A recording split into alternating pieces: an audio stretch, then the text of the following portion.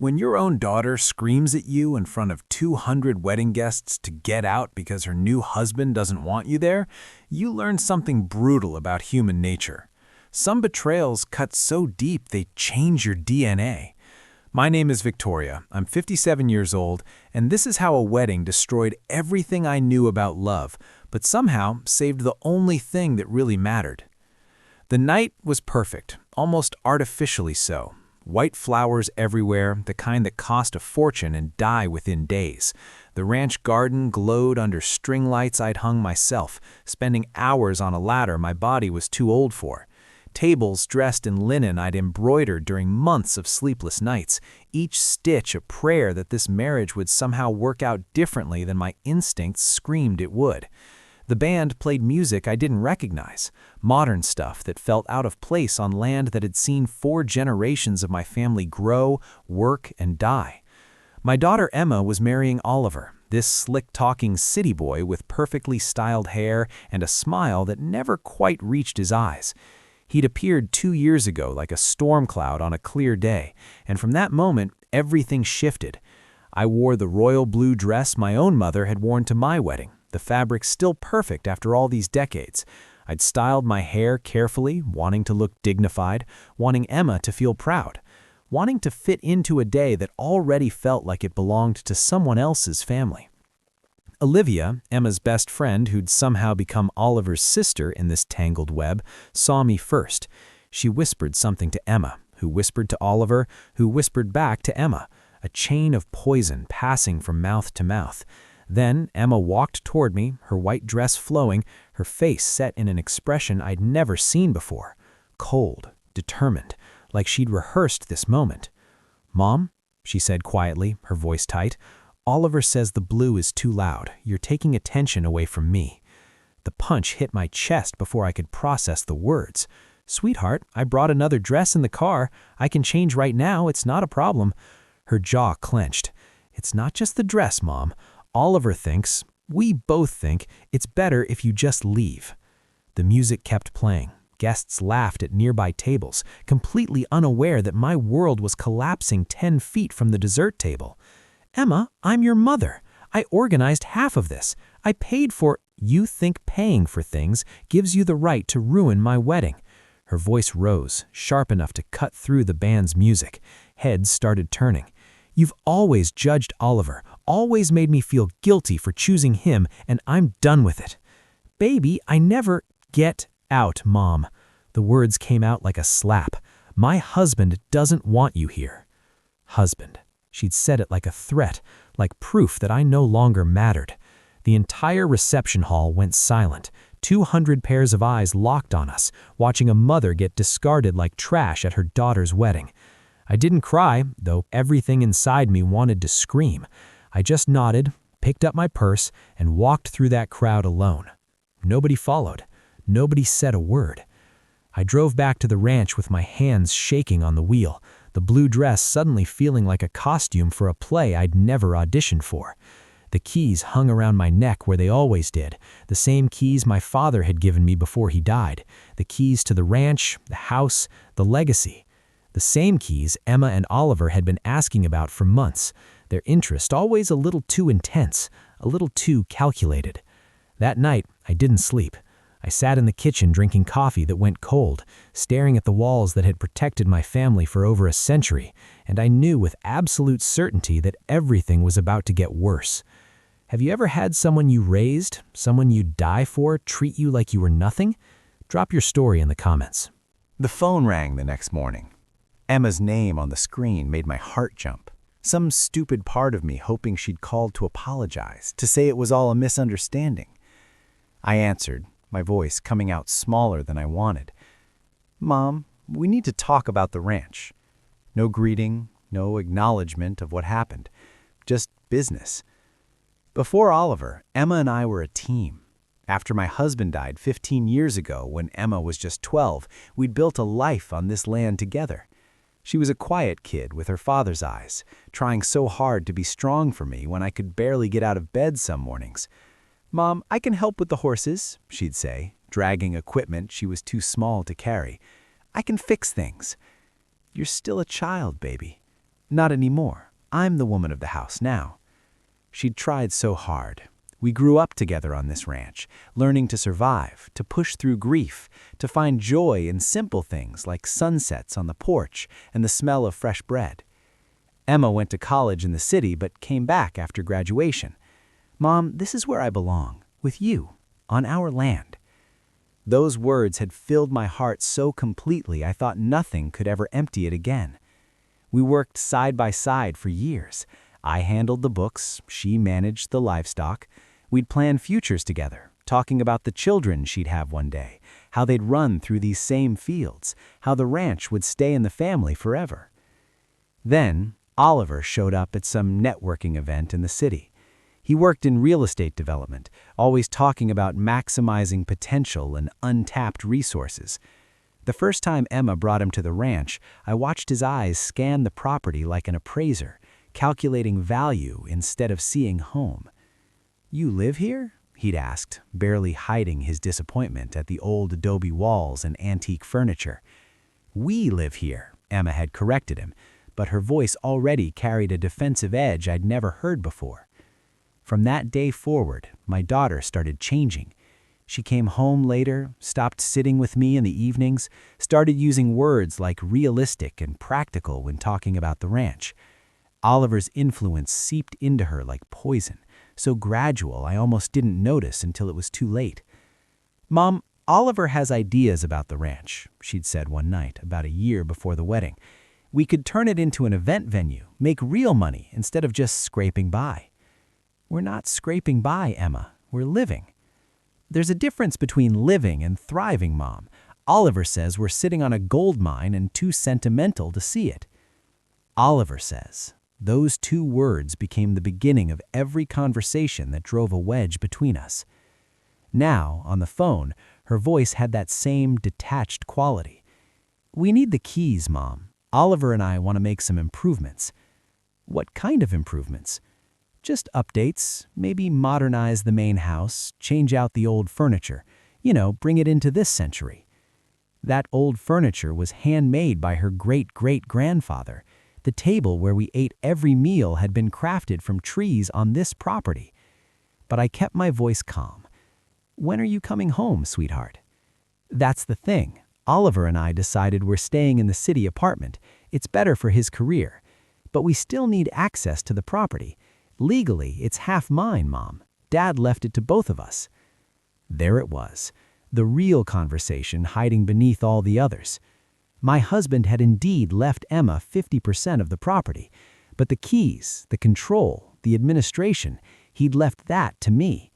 With a specific clause written in his will, "Victoria will maintain complete authority over the ranch's use and future as long as she lives and remains mentally capable. Emma will receive her full share only when Victoria determines the time is right." My husband knew things I'd been too naive to imagine. He knew that one day someone might try to take this land from me, even if that someone was our own daughter. "The keys stay with me, Emma." "Mom, don't be difficult. We just want to improve the place, maybe rent it out for weddings and events, generate income.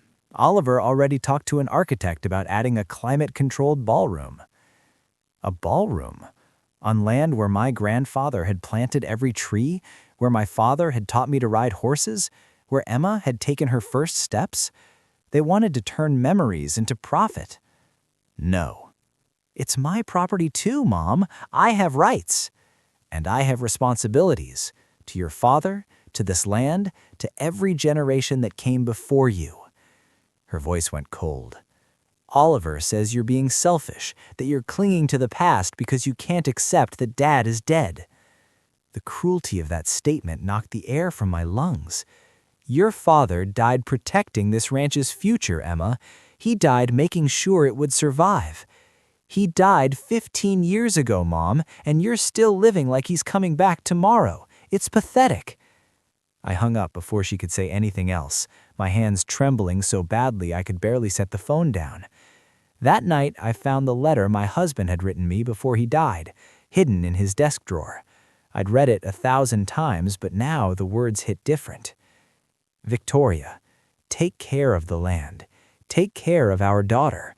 But above all, take care of yourself. Don't let anyone make you feel less than the strongest woman I've ever known, even if that anyone is Emma, especially if it's Emma. Love makes us blind, but strength makes us see clearly. The keys are yours for a reason. Trust that reason. He'd known. Somehow he'd known this day would come. 3 days passed in silence. 3 days of me jumping at every sound, hoping to see Emma's car coming up the road. 3 days of brewing extra coffee just in case. On the 4th day, my pride cracked. I called her. "Can we talk, sweetheart? Come to dinner. You and Oliver both. Let me cook for you. Let's start over." Silence, then muffled conversation. Oliver's voice in the background directing her response like a puppet master. "I don't know if that's a good idea, Mom. Oliver doesn't think." "Please, Emma, let me try to make this right." More whispered conversation. Finally, "Okay, tomorrow at 7. I spent the entire next day cooking Emma's favorites, setting the table with our best china, making everything perfect. When they arrived, Emma looked beautiful but distant, like she was visiting a stranger's house.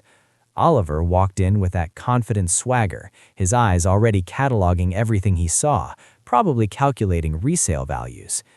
Dinner was tense, full of forced small talk and awkward silences.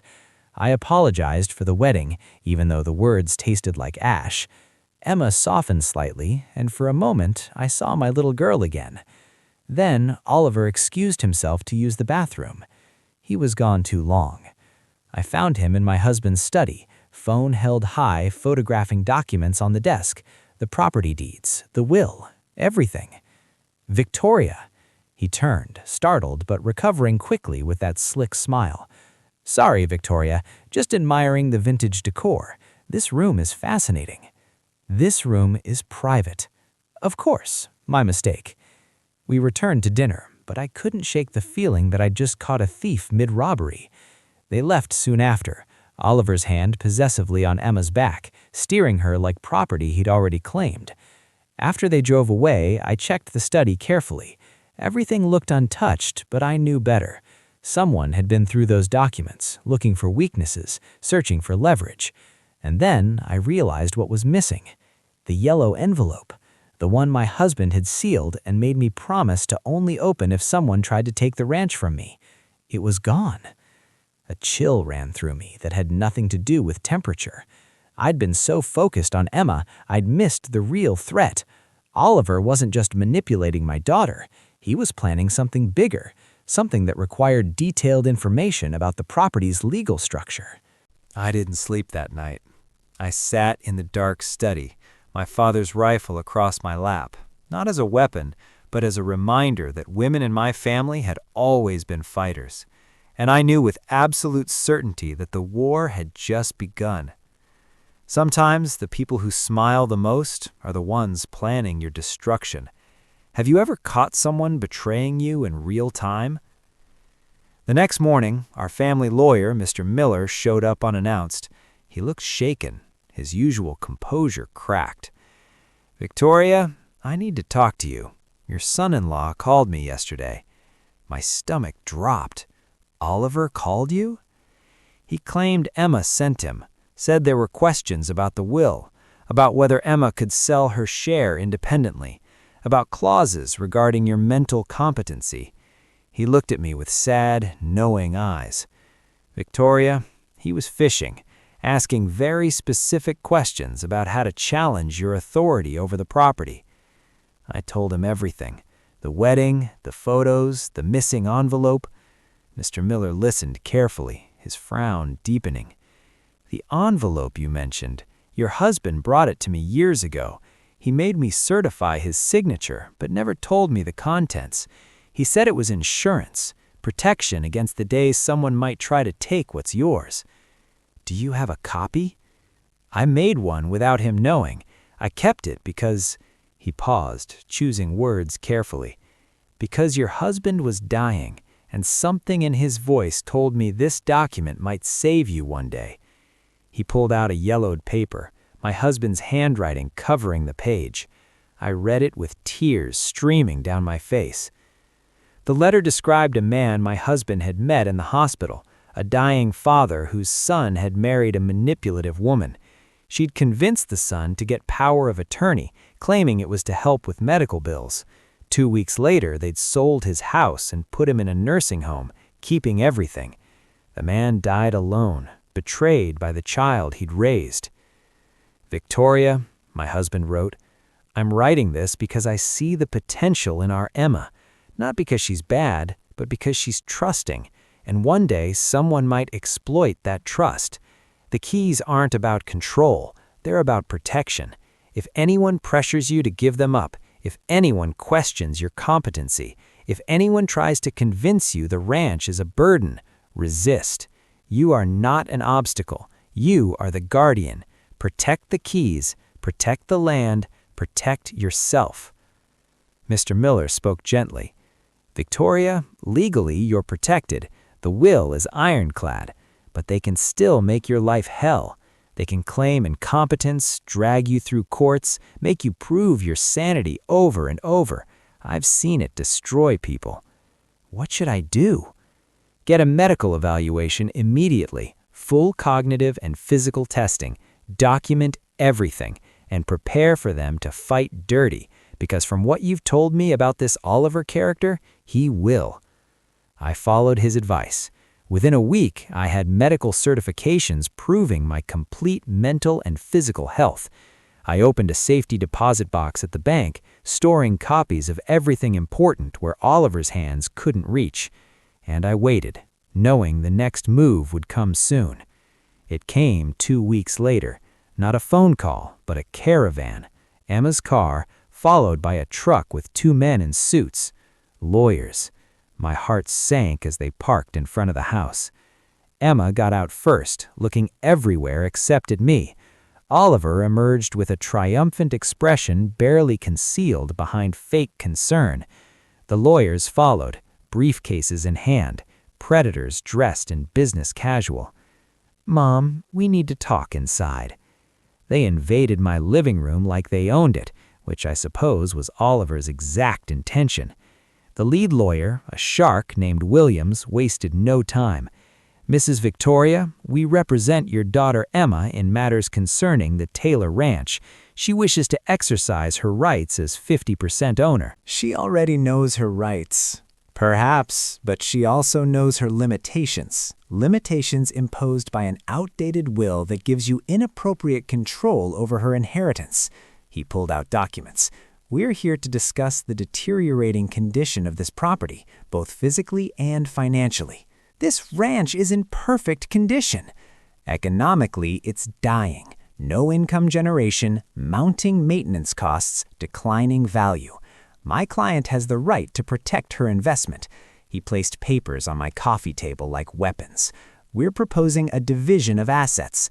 Emma and Oliver want to develop their portion, turn it into something profitable. You can keep your section and live however you want. You can't divide this land. It's been one property for 4 generations. Actually, we can. And if you refuse to cooperate, we'll petition a judge for forced partition. In that process, many things will be examined: your age, your living situation, your capacity to make sound financial decisions." There it was, the threat Mr. Miller had warned me about. They were going to try to declare me incompetent. Emma finally spoke, her voice small. "Mom, Oliver and we're having a baby. We need security, a future for our child." This room spun. A baby. A grandchild, and they were using it as a weapon? "Congratulations, sweetheart." My voice came out steadier than I felt. Oliver jumped in, his tone dripping with false concern. "Victoria, think about your grandchild. Don't you want her to have opportunities, a good education, stability? This ranch is just dirt and old wood. Our child is the future. This ranch is the future. It's where my grandchild should learn about roots, about heritage, about family." "Family?" Oliver laughed. "You threw yourself out of our wedding, alienated your own daughter, and now you're pretending to care about family? You care about control. I care about protection. From what? From us wanting to build a life?" his face twisted with calculated anger. "Emma deserves her inheritance. Our child deserves their inheritance, and you're standing in the way because you can't let go of a dead man's ghost." I stood up slowly, the keys around my neck suddenly feeling like armor. "Get out of my house." "Mom," Emma started. "All of you, out, now." The lawyers gathered their papers with practiced efficiency. Oliver put his hand on Emma's shoulder, that possessive gesture I'd seen 12 times. "We tried being reasonable, Victoria. Now we'll let the courts decide." Emma turned to me at the door, tears in her eyes. "I'm your daughter. How can you choose this property over your own grandchild?" "I'm not choosing property over family, baby. I'm choosing dignity over manipulation, and I'm praying that one day you'll see the difference." They left, and the silence afterward felt like death. I sat in my husband's chair, the same one where he'd read the newspaper every morning, and I let myself fall apart.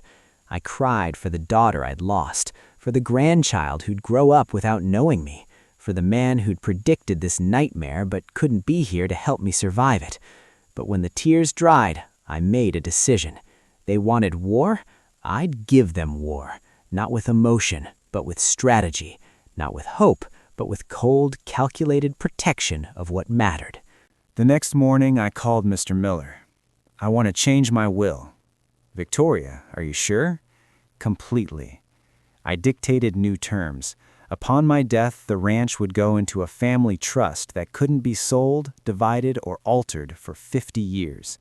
Emma would receive income from the property if it was rented for educational or historical purposes, but never for commercial development. If she challenged the will or attempted to sell, she'd lose everything to a foundation protecting historical ranches. The keys would go to the foundation's director. Mr. Miller looked at me sadly. "You know what this means. Nobody wins. Except the land, and that's all that matters now." I signed the documents, had them notarized, and sealed them. When Emma found out 2 weeks later, she called me screaming. "How could you? How could you take away my inheritance?" "I didn't take it away, sweetheart. I protected it from people who want to destroy it. Oliver says you're a selfish, bitter old woman who can't stand to see me happy." "Oliver's a con artist who saw an opportunity in your kindness and exploited it. I hate you." The words came out venomous, final. "I hope you die alone in that house with nothing but your precious keys." She hung up, and that was the last time we spoke for 2 years. The lawsuit crawled through courts, getting nowhere. My new will was legal, ironclad, untouchable. Oliver's lawyers tried everything, challenged my competency, demanded evaluations, filed motion after motion. Each one failed. The medical certificates I'd gotten proved I was perfectly sound. The will was perfectly written. They had no case, but they didn't need one to hurt me. The real damage was done. I'd lost my daughter, lost my grandchild before even meeting her. I lived alone in that big house, the keys around my neck feeling heavier every day. Sometimes I'd hear Emma's truck coming up the road, but it was just my imagination playing cruel tricks. Sometimes the phone would ring and I'd let my heart hope, but it was never her. 18 months after the lawsuit started, Mr. Miller arrived with news. "Victoria, Emma and Oliver are getting divorced." The world stopped. "What?" She found him with another woman, some real estate developer he'd been seeing for months. Turns out he'd been setting up business deals behind Emma's back, using information about the ranch to pitch investors. He never loved her, Victoria. He loved what she could give him access to. My hands shook. "And the baby?" "Emma has full custody. Oliver didn't even fight for visitation. He just walked away." I felt something crack open in my chest, a mixture of vindication and devastation so intense I couldn't speak. "There's more," Mr. Miller continued quietly. "Emma lost her job. She's living in a small apartment in the city, working 2 jobs to make ends meet. Oliver left her with nothing. Everything I'd feared, everything I'd tried to protect her from had happened anyway, and she'd had to learn the hardest way possible. I wanted to call her, to beg her to come home, to tell her I forgave everything. But I didn't, because some lessons can only be learned through consequences, and some forgiveness has to be earned through genuine change, not just desperation. 6 months later, on a cold December morning, my doorbell rang at dawn. I opened it to find Emma standing there, thinner than I remembered, exhausted, holding a baby carrier with my granddaughter sleeping inside. "Mom," she whispered, her voice breaking, "I'm so sorry." I didn't say anything. I just opened my arms, and my daughter collapsed into them, sobbing like the little girl she used to be. We stood there in the doorway for a long time, crying together, the baby sleeping peacefully between us, innocent and perfect and oblivious to the war that had nearly destroyed their family. We didn't talk about Oliver. We didn't talk about the ranch or the keys or the lawsuit. We just sat in the kitchen drinking coffee, watching the sunrise, holding my granddaughter, and letting time do what words never could, begin to heal what had been shattered. Emma stayed that day, and the next, and the next. Slowly, carefully, we started rebuilding. Not the relationship we had before, that was gone forever, but something new, something earned through pain and loss and hard-won wisdom.